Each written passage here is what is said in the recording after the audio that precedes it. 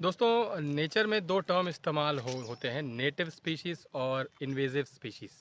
ये आपने भी सुन रखा होगा पहले कभी ना कभी। नेटिव स्पीशीज़ और इन्वेजिव स्पीशीज़ जो हैं वो आपको पेड़ पौधों में भी देखने को मिलते हैं और जीवों में भी देखने को मिलते हैं। तो नेटिव स्पीशीज़ का मतलब है ऐसी स्पीशीज़ जो उस एरिया के हिसाब से ढली है और हमेशा से उसी एरिया में उसका निवास है। इन्वेजिव स्पीशीज़ का मतलब है कि ये ऐसी स्पीशीज़ है जो बाहर से आ जाती है या लाई जाती है, और वो एक ऐसी स्पीशीज़ होती है जो आने के बाद वहाँ के लोकल स्पीशीज़ पे कहीं ना कहीं हावी हो जाती है और उनको दबा के जो है अपना फैलाव वहाँ पे करने लगती है। ऐसे कई सारे उदाहरण हमारे सामने हैं, जीव जगत में भी और पेड़ पौधों में भी। अगर हम बात करें अपने देश की, तो एक बहुत पेड़ पौधों में एक एक बहुत कॉमन सा नाम सुनने को मिलता है, लेंटाना कैमरा। जी हाँ, लेंटाना कैमरा एक बहुत ही कॉमन स्पीशीज़ है, इन्वेजिव स्पीशीज़ है, जिसको अंग्रेज़ों ने इंट्रोड्यूस किया था ब्यूटिफिकेशन के लिए, लेकिन आज वो हमारे लिए बहुत बड़ी समस्या बन चुका है। जीवों में भी ऐसा ही कई सारे जीवों के साथ आपको देखने को मिलता है, और ये इन्वेजिव स्पीशीज़ इतने ज़बरदस्त होते हैं कि ये वहाँ के लोकल इकोसिस्टम को पूरी तरीके से तबाह कर देते हैं, चाहे वो एवरग्लेड्स के बर्मीज़ पाइथन हो, चाहे ऑस्ट्रेलिया में फ्रॉग्स हों, या फिर रैबिट्स हों। बात की जाए वीडियो की, तो वीडियो में जिस पाइथन को आप देख रहे हैं, अल्बाइनो पाइथन है। ये बहुत बहुत साफ उसमें नहीं दिख रहा है, बट जो पाइथन ये है, जिस साइज़ का ये पाइथन है, भारत में मतलब चांसेस हैं कि इसको कहीं से परचेज करके लाया गया होगा और कैप्टिविटी से ये निकल गया। दोस्तों, ये समझना बहुत आवश्यक है कि कौन से जीव पालतू हैं और कौन से जीव पालतू नहीं है। हालांकि शौकिया तौर पे कई सारे लोग अलग अलग जीवों को पालते हैं, जो एग्जॉटिक स्पीशीज़ जो होती है उनको लाके पालते हैं।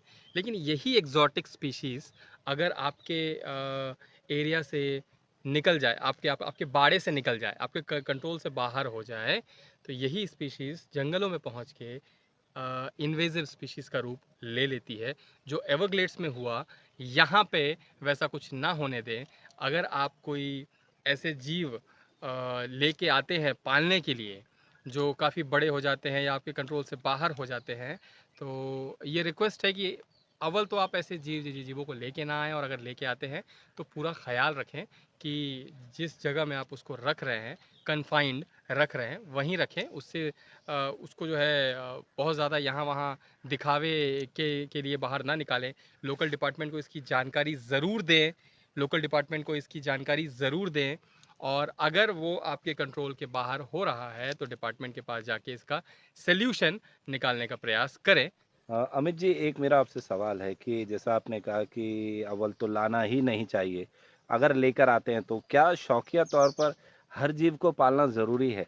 कुछ ऐसे स्पीशीज़ हैं जिनको हमने डोमेस्टिकेट किया है, मसलन डॉग्स हैं, कैट्स हैं। तो क्या ऐसा आवश्यक है कि आप साँपों को या दूसरे एक्सोटिक स्पीशीज़ वाटर इग्वानाज़ हैं या गार्डन इग्वानाज़ हैं, इनको भी आप पेट के तौर पर रखें? ये क्या ज़रूरी है? बिल्कुल आवश्यक तो ये बिल्कुल भी नहीं है। हम पालते हैं इन जीवों को, हम पालते हैं केवल अपने शौक के लिए, और शायद शौक एक छोटा टर्म है। हम कहीं ना कहीं दिखावे के लिए इसको पालते हैं। हम इंसान के अंदर हमेशा से ये जिज्ञासा, या एक मतलब ये कहना चाहिए कि इंसान के अंदर हमेशा से ये भाव रहा है कि ताकतवर जीवों को, खतरनाक जीवों को कंट्रोल करके लोगों को दिखाने से ये पता चलता है कि देखो मैं कितना शक्तिशाली हूँ। तो ये इच्छा जो है इंसान के अंदर हमेशा से रह रही है, और इस चक्कर में हम उन जीवों को पालतू बनाने का प्रयास करते हैं जो बाय नेचर बिल्कुल भी पालतू नहीं है। और आज से नहीं, पिछले कई सालों से हम प्रयास कर रहे हैं ऐसे जीवों को पालने का। हालांकि पालतू तो हम उनको नहीं बनाए, हादसों को इनविटेशन हमने ज़रूर दिया है, नेचर का बैलेंस हमने ज़रूर बिगाड़ा है। तो हमारी पूरी टीम का आपसे यही रिक्वेस्ट है, एग्जॉटिक स्पीशीज़ को अगर आपको पालना है तो इसके लिए बहुत ज़िम्मेदारी आपको दिखानी पड़ती है। अगर वो ज़िम्मेदारी आप रख सकते हैं तब तो आप एग्जॉटिक स्पीशीज़ को ला सकते हैं, वरना एग्जॉटिक स्पीशीज़ को इन्वेजिव स्पीशीज़ बनने में वक्त नहीं लगता।